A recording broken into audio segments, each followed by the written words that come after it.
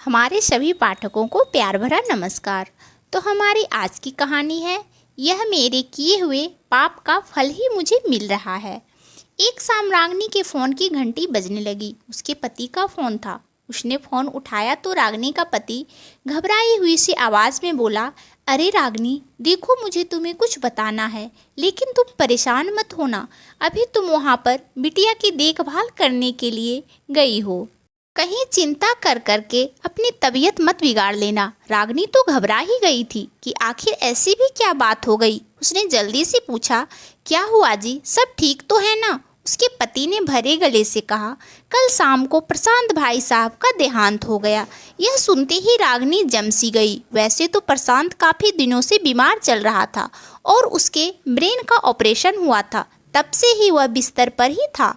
लेकिन उसके गुजरने की खबर सुनकर रागिनी ने जब उसकी पत्नी प्रिया के बारे में सोचा तो वो सिहर उठी। प्रिया उसकी खास सहेली थी और दोनों के घर बिल्कुल अगल बगल ही थे, तो दोनों के बीच एक मजबूत रिश्ता सा बन गया था। फिलहाल रागिनी अपनी बेटी की डिलीवरी के लिए अमेरिका आई थी, इसलिए वह तुरंत ही अपनी सहेली के पास नहीं पहुंच सकती थी और फोन पर औपचारिकता करना उसे दिखावा करने जैसा लग रहा था।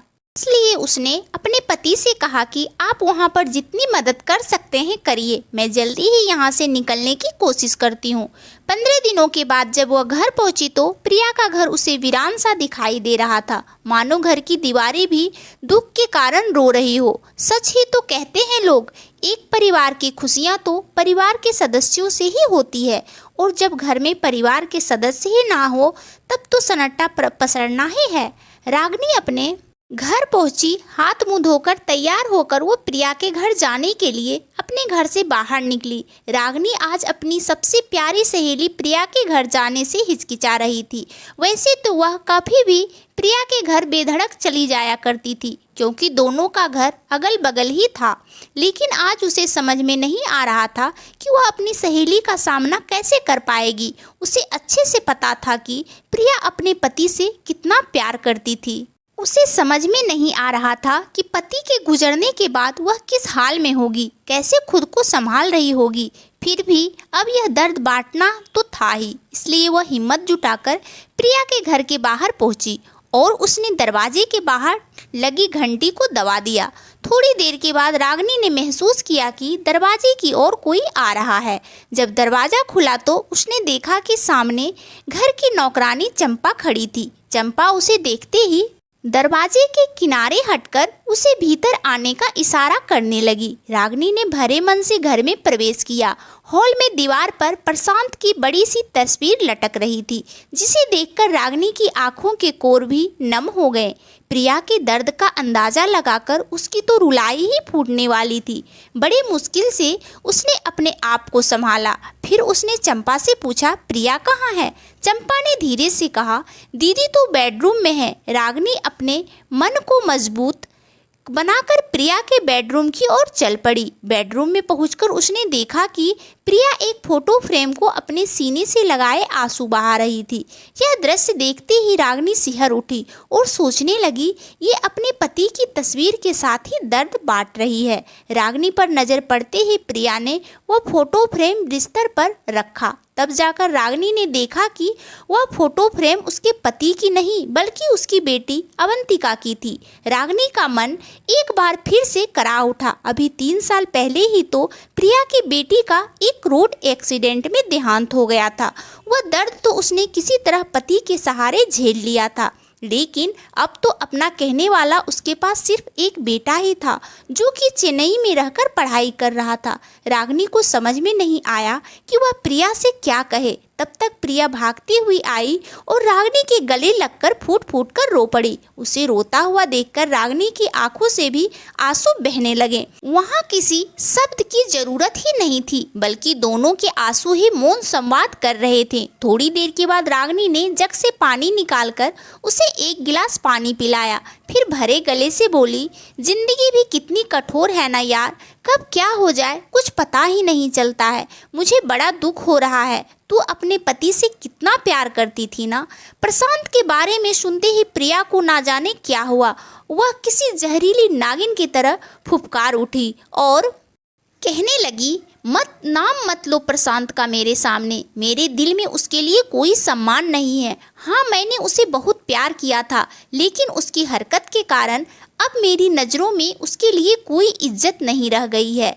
यहाँ सिर्फ एक दर्द और पछतावा ही है। कहते हुए वो काँप उठी तो रागिनी हैरानी से उसकी ओर देखने लगी। उसे लगा कि प्रशांत के जाने का इसे बड़ा गहरा सदमा लगा है, लेकिन उसके बाद प्रिया ने उसे जो बताया उसे सुनकर उसके होश उड़ गए।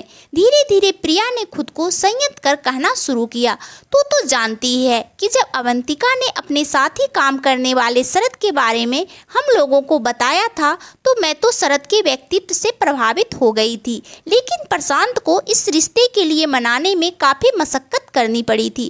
फिर जब प्रशांत इस रिश्ते के लिए तैयार हो गया था तो सब लोग कितने खुश थे। हमने शरद के परिवार वालों से मिलकर शरद और अवंतिका का रिश्ता भी तय कर दिया था। सब कुछ कितना बढ़िया चल रहा था। सगाई के बाद एक बार शरद हमारे घर आया था। अगली सुबह वह हमारे यहाँ से ही वह अपने किसी दोस्त की सगाई में जाने वाला था।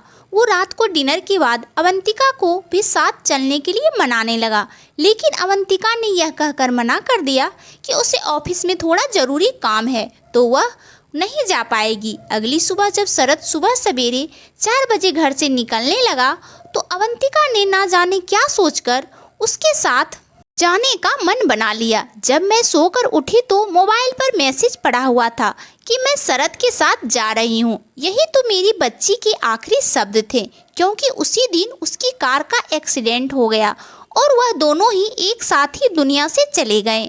दोनों परिवार के लिए कितने बड़े दुख की बात थी। ऐसे समय में प्रशांत ने ही मुझे संभाला था। धीरे धीरे मैं उस दर्द से उमड़ने की कोशिश कर रही थी, क्योंकि अब मुझे मेरे बेटे और मेरे पति के लिए जीना था। इधर कुछ दिनों से प्रशांत की तबीयत ठीक नहीं थी तो डॉक्टर के पास जाने पर पता चला कि उसके दिमाग की नस में ब्लॉकेज आ गई है और ऑपरेशन करना पड़ेगा। ऑपरेशन के बाद कुछ जटिलताएं आ गई तो फिर प्रशांत की हालत ठीक होने के बदले और भी खराब रहने लगी। मेरे पति का जब से ब्रेन का ऑपरेशन हुआ था वो बिस्तर पर पड़े हुए रहते थे। वो बार बार अवंतिका की तस्वीर की ओर इशारा करते थे, लेकिन कोई भी उसकी बात समझ नहीं पाता था। फिर एक रात जब मैं उनके कमरे में गई तो मेरे सिर पर आसमान टूट पड़ा, क्योंकि उस रात वह बार बार उस तस्वीर की ओर इशारा कर रहे थे। मुझे लगा जैसे वह मुझसे कुछ कहना चाहते हैं। मैंने अवंतिका की तस्वीर अपने हाथों में ले ली। जैसे ही मैंने दीवार से तस्वीर उतारी तो पीछे से एक लेटर मिला। मैं हैरानी से उस लेटर को देखने लगी। जब मैंने लेटर पढ़ना शुरू किया तो एक एक शब्द मेरे सीने में सूल की भांति धंसते चले गए। उस पत्र में मेरे पति ने लिखा था कि प्रिया, जब से मुझे पता चला है कि मेरा ब्रेन का ऑपरेशन होगा तब से मुझे बहुत डर लग रहा है कि मुझे कभी भी कुछ भी हो सकता है। आज मुझे ऐसा लग रहा है जैसे मेरे किए हुए कर्मों का फल ही मुझे मिल रहा है। मेरे मन पर बहुत बड़ा बोझ है जिसे मैं तुमसे कह लेना चाहता हूँ, क्योंकि पता नहीं कल को मुझे कुछ हो जाए तो ये सच्चाई मेरे साथ ही चली जाएगी। मैं नहीं चाहता कि मुझ जैसे घटिया इंसान को याद करके तुम आंसू बहाओ, इसलिए मैं तुम्हें सच्चाई बता देना चाहता हूँ। मैं तुम्हारे सामने यह बात नहीं बोल सकता, इसलिए लिखकर तुम्हें सब कुछ बता रहा हूँ। जानती हो, शरद को तुम लोगों ने पसंद कर लिया था, लेकिन मैं दूसरी जाति के लड़के से अपनी बेटी की शादी नहीं करवाना चाहता था। मैंने दिखावे के लिए इस रिश्ते के लिए हाँ कर दी थी, लेकिन मैंने उसे रास्ते से हटाने की योजना बनाई थी। जब वो अपने दोस्त की सगाई में अकेले जाने वाला था तो मैंने जानबूझकर उसके कार में कुछ खराबी कर दी, जिससे कि आगे चलकर उसकी कार का एक्सीडेंट हो जाए। लेकिन मुझे नहीं पता था कि हमारी बेटी भी उसके साथ जाने के लिए तैयार हो जाएगी। जब तक मुझे पता चला तब तक उसका एक्सीडेंट हो चुका था और मेरी बेटी भी उस शरद के साथ इस दुनिया से जा चुकी थी। उसके जाने का दुख तो हम सभी को था, लेकिन मुझे भीतर ही भीतर यह बात खाए जा रही थी कि अपनी बेटी का असली गुनहगार मैं खुद हूँ। मैं तब से घुट घुट कर जी रहा था। आज जब मुझे मेरी तबीयत के बारे में पता चला तो ऐसा लग रहा है जैसे ये मेरे किए हुए पाप का फल ही मुझे मिल रहा है।